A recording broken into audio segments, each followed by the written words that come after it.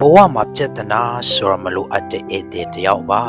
ပြဿနာတက်လာတဲ့အခါဘာလို့ငါကိုဆိုရဲမဲခွန်းမထုတ်ပါနဲ့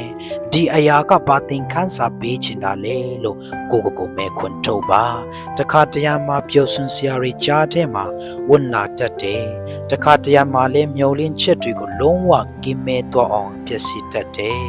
ဒါပေမဲ့အားမငယ်ပါနဲ့ဗမာစကားပုံမှာကြားတဲ့အတိုင်းပါပဲဒုက္ခကိုမထင်မှတ်ဒုက္ခကိုရင်ဆိုင်မှန်းဆိုတဲ့စကားတော်တော်လေးကိုတန်ဖိုးရှိပါတယ်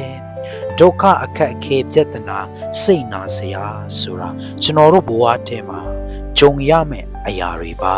ကြုံလာတဲ့အချိန်မှာတော့သွားမလားလွတ်မလားမဟုတ်ပဲတင်းကျပ်စွာရင်ဆိုင်ဖို့လိုပါတယ်ကြော်လဲတာနဲ့ပြဿနာတက်တာကျွန်တော်တို့ဘဝမှာပုံမှန်ပါပဲ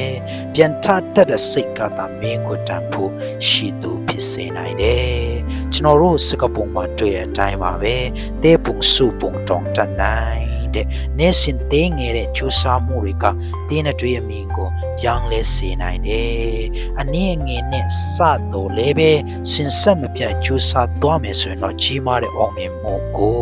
ရရှိနိုင်တယ်အနာယူပါ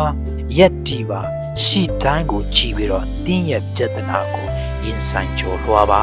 ဘဝမှာပြဿနာတွေကမလွဲမဖြစ်ကြုံရ